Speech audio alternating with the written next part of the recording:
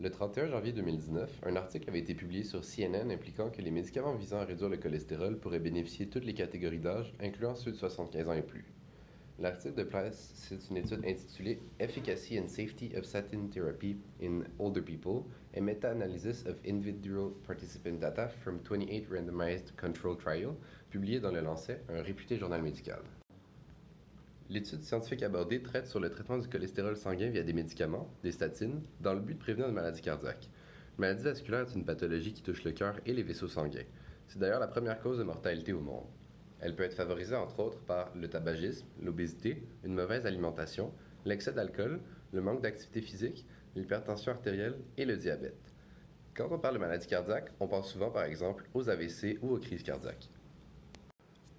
L'étude scientifique a été réalisée dans le but de voir si l'utilisation de médicaments pour réduire le cholestérol sanguin, LDL-C, aussi considéré comme mauvais cholestérol, pouvait aider les gens ayant déjà des problèmes vasculaires ou étant disposés à en avoir à diminuer leur risque de maladie cardiaque.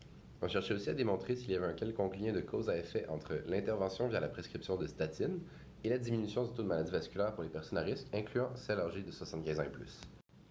L'étude scientifique est une méta-analyse. C'est une mise en comparaison de plusieurs études déjà faites par le passé. On se base donc sur de l'information antérieure provenant de différentes études qui ne visaient pas nécessairement à faire le lien entre les maladies vasculaires et le taux de cholestérol. L'étude est fondée sur une sélection de 28 études expérimentales contrôlées et randomisées. 22 d'entre elles ont été utilisées pour l'analyse des résultats individuels de chaque participant, une étude a été utilisée pour l'analyse des résultats agrégés et 5 autres études ont été utilisées pour comparer les effets de thérapie statine intensive versus des thérapies moins intensives. Toutes les études choisies avaient une durée de 2 ans ou plus, la médiane des études étant de 4,9 ans, et chacune d'entre elles avait au moins 2000 participants. De plus, on a décidé de subdiviser les résultats selon des catégories d'âge. Les modèles utilisés dans cette étude afin de comparer la réduction proportionnelle du risque selon utilisation ou non de traitement dans des sous-groupes, déterminés en fonction de l'âge, ont été le test standard du Qui2 lorsqu'on comparait les résultats de seulement 2 groupes et le test d'analyse de tendance lorsqu'il y avait plusieurs groupes. L'étude cite à plusieurs reprises qu'il y a une réduction significative d'événements cardiaques en présentant les résultats obtenus selon des ratios d'incidence ou rate ratio. L'étude cite par exemple qu'il y a une réduction de 21% au risque d'événements cardiaques majeurs pour le groupe traitement. Cependant, ce pourcentage représente une réduction relative par rapport au groupe traitement. Selon les données de l'étude, la différence en termes de pourcentage absolu n'était que de 0,7%. En d'autres mots, dire que votre risque absolu de subir un événement cardiaque va être réduit de 0,7% est équivalent à dire que votre risque relatif de subir un événement cardiaque va être réduit de 21%, ce qui est représenté dans cette étude.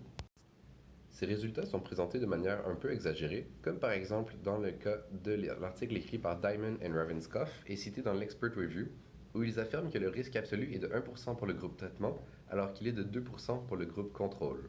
Ils rapportent cette différence en affirmant qu'il y a une amélioration de moitié, alors qu'en fait elle est seulement de 1%.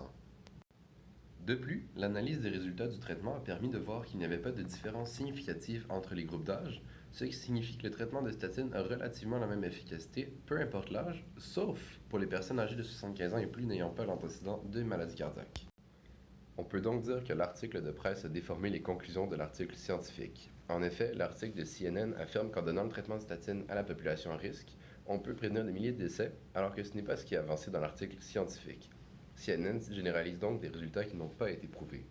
En effet, selon une méta-analyse publiée sur le Journal of American Medical Association, les médicaments contre le cholestérol sanguin n'ont pas d'effet significatif sur le prolongement de l'espérance de vie, malgré une réduction du risque d'événements cardiaques. Les conclusions de l'étude ont été rapportées de façon erronée et parfois même contradictoires à la population. On peut aussi remarquer que CNN a utilisé le même biais mentionné dans l'article publié dans l'Expert Review, où il est suggéré de manière exagérée que les statines aideraient considérablement à diminuer le taux d'incidents cardiaques. Ceci est une preuve qu'il ne faut pas croire tout ce qu'on peut entendre ou lire, même lorsque cela provient d'une source réputée. Avant d'affirmer quelque chose, il faut toujours être certain d'être en mesure de le prouver en s'appuyant sur des résultats concrets qui nous permettent de façon certaine d'établir un lien de cause à effet afin de valider nos affirmations. Pour tout ce qui a trait au domaine de la santé, il est crucial de consulter des sources d'informations fiables qui se basent sur des raisonnements scientifiques et objectifs.